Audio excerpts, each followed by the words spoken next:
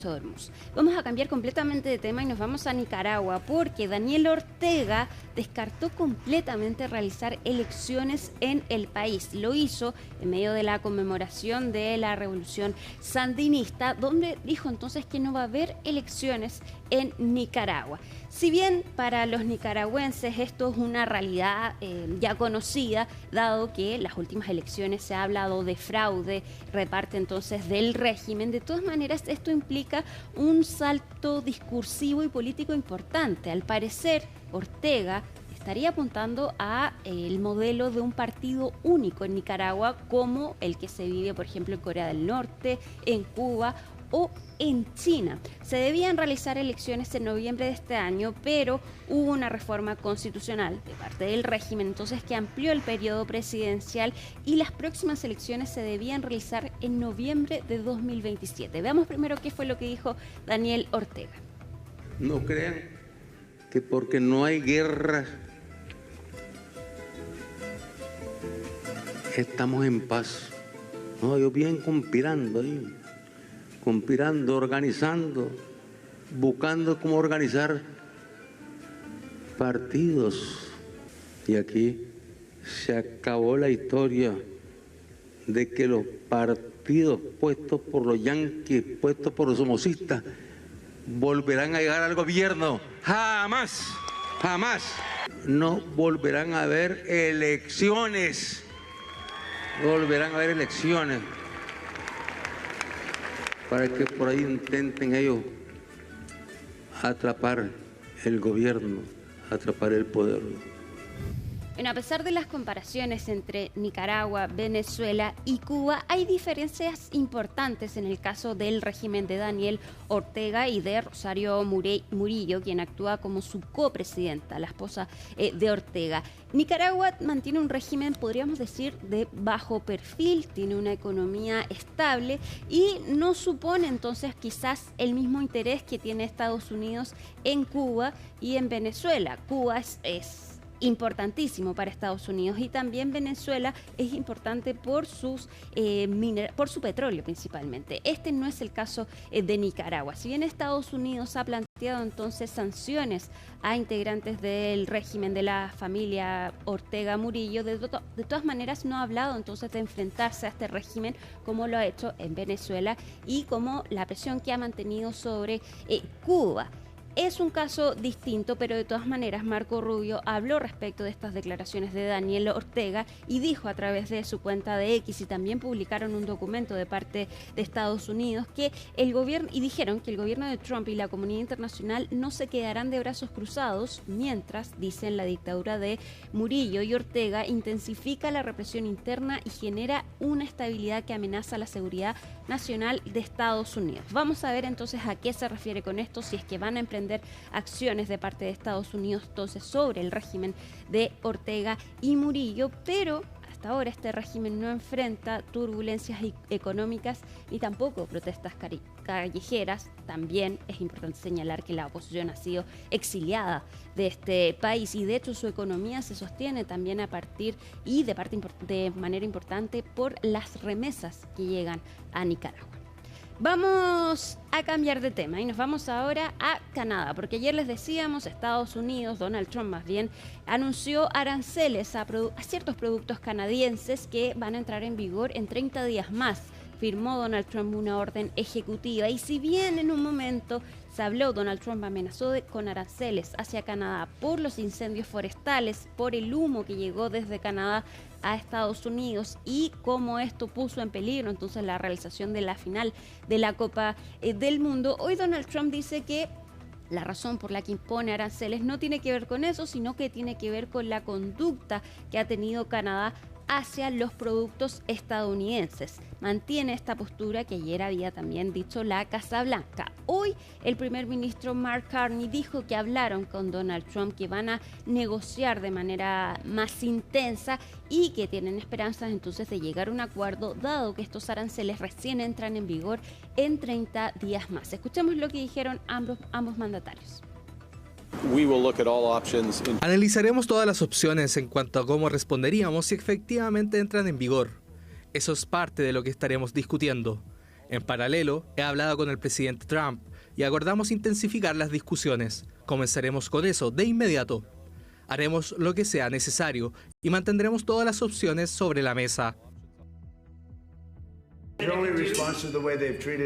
Es solo una respuesta a la forma en que han tratado a nuestros agricultores y a nuestra gente. Canadá ha sido muy duro con nosotros a lo largo de los años, durante muchos años, y ningún otro presidente ha hecho nada al respecto. Amo a Canadá, amo a la gente de Canadá, pero con toda justicia hacia ellos, nos necesitan para sobrevivir.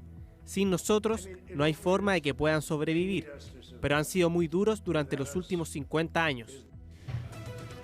Hay que ver entonces si efectivamente estos aranceles entran en vigor o si se llega a algún tipo de acuerdo, como ha sido entonces la técnica de Donald Trump de imponer aranceles, más bien como una forma de negociar con otros países. Vamos a cambiar completamente de tema, nos vamos ahora a Europa, porque una noticia importante llega desde Francia.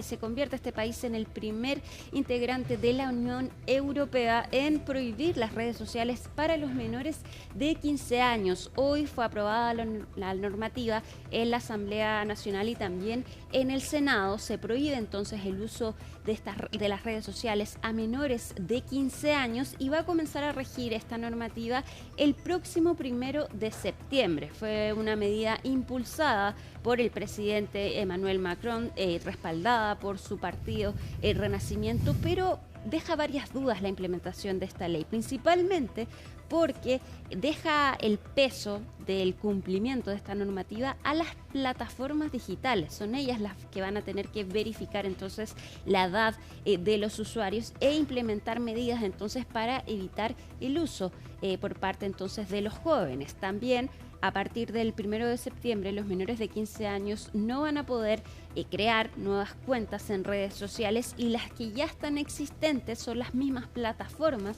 las que van a tener que eliminarlas. Esta ley no implementa ningún tipo de mecanismo para hacer cumplir esta normativa y ahí vienen entonces los cuestionamientos a esta nueva ley entonces que se aprobó en Francia y que sigue los pasos de Australia, que también ya aprobó entonces la prohibición de las redes sociales, pero en ese caso para los menores de 16 años. Fue Renacimiento entonces el oficialismo el que apoyó esta normativa, mientras que la Francia insumisa, el partido de izquierda, entonces fue bien crítica de este proyecto que finalmente se aprueba. Escuchemos lo que dijeron desde ambos partidos.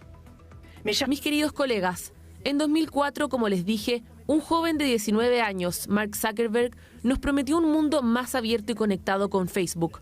Han pasado más de 20 años y depende de nosotros, en esta Cámara, cumplir la promesa que no se ha cumplido. No encerrando a nuestros jóvenes, sino dándoles el tiempo para entrar en este mundo por la puerta correcta, a la edad correcta y con las herramientas correctas para prosperar en él.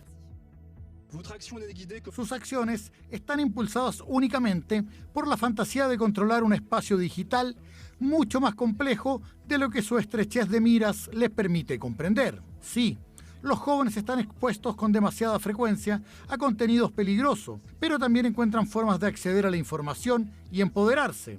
Si verdaderamente les importa su salud mental, luchen contra estos flagelos, apóyenlos en su uso de la tecnología digital.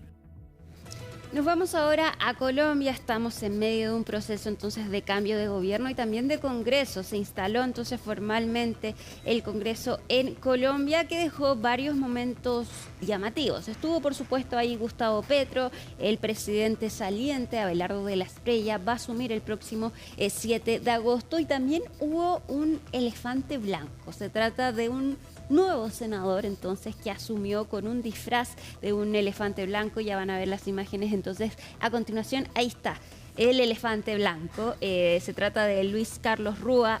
Es un influencer que se hizo conocido entonces por sus medidas anticorrupción y a raíz de esto entonces hizo una campaña y fue elegido entonces como senador. Llegó con su traje entonces al lugar y asumió formalmente en el Congreso, pero dejando de lado entonces los momentos llamativos de esta posesión entonces de parte del Congreso, también Abelardo de la Espriella sufrió su primer revés y que da cuenta también que el nuevo presidente de ese país no cuenta con mayorías en el Congreso.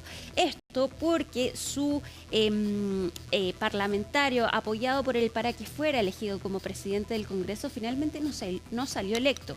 Y quien asumió como presidente entonces del hemiciclo fue Honorio Enríquez, quien es un congresista del Centro Democrático, partido de derecha, pero que fue escogido con el apoyo del Pacto Histórico, el partido de Gustavo Petro. Hicieron una alianza entonces y escogieron a su presidente y le hacen un revés entonces a Abelardo de la Espriella, quien dijo que de todas maneras va a respetar entonces la autonomía del Congreso, pero ahí se ve que le va a ser difícil gobernar entonces sin mayorías en su país. Ahora, Javier Milei, por su parte, también le pasó lo mismo en Argentina y vemos que su partido le fue bastante bien en las últimas elecciones legislativas. Ayer Gustavo Petro también celebró entonces el Día de la Independencia de Colombia, fue bien crítico de Abelardo de la Espriella y abrió la puerta quizás a su regreso en las próximas elecciones en el país. Escuchemos.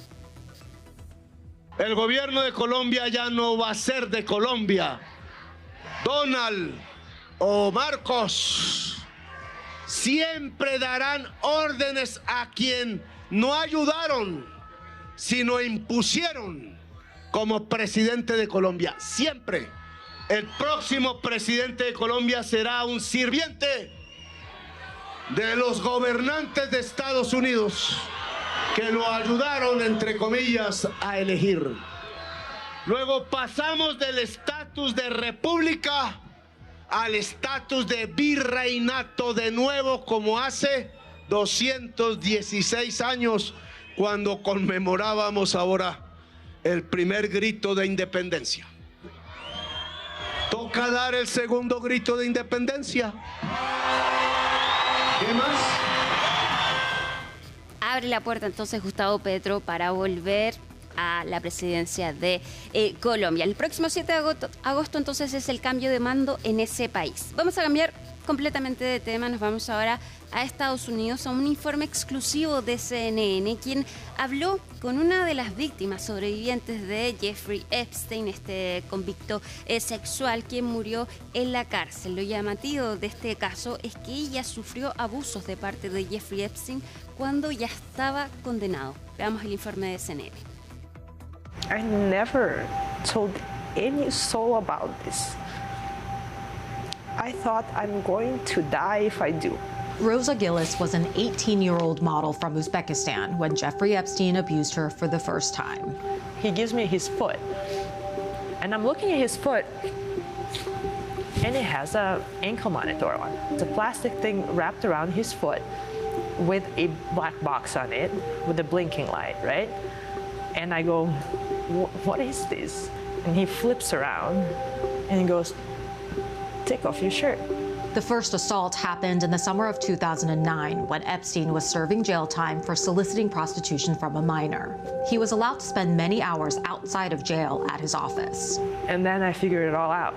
He's currently serving his sentence while he's doing the same thing to everybody, and nobody's there to oppose. She says she was abused by Epstein every weekend after that, and that the abuse then continued for years in New York City. Saddled with debt to the modeling agency that Epstein had helped finance, Rosa says that she didn't think her nightmare would end until Epstein died. I ran around New York City as a child, trying to get an STD to kill a pedophile because I didn't believe the government would ever stop him.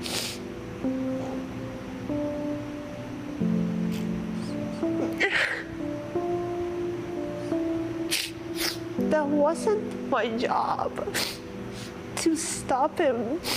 Rosa shared her story with CNN for the first time after the Justice Department failed to redact her name and release years of correspondence between her and Epstein. I'm nowhere close to be close to be mentally capable of talking about this. And it was so wrong for the government not to protect me. Rosa now lives in the Midwest and works as a coach and trainer. I hope somebody hears my story and finds themselves in the same place would reach out to me and say, help me. Vamos a cambiar de tema y vamos a terminar Conexión Global con estas imágenes que llegan desde San Francisco.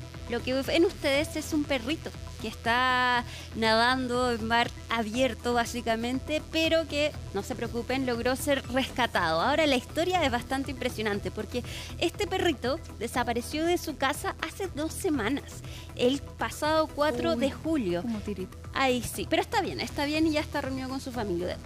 Desapareció el 4 de julio y 2 semanas después una persona llama al 911, alerta de que ve a este perrito correr hasta un pantano y desde ahí entonces este perrito empieza a nadar.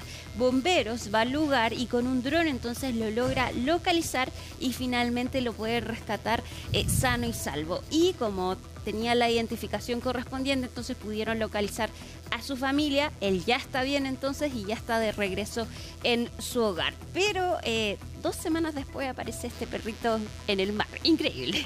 Ya. Pero está bien. Buena noticia para terminar. Bueno. Bien, Alicia, muchísimas gracias. Seguimos pendientes de lo que está pasando ahí en el Golfo, porque están aumentando también los precios de los combustibles, sí. Tal como veíamos ayer, es otro elemento de presión. Muchas gracias y juntas nos vamos a la pausa hasta ahora con esta imagen de San Fernando, donde hay 9 grados de temperatura, sin precipitaciones. Hacemos un alto y ya estamos de regreso.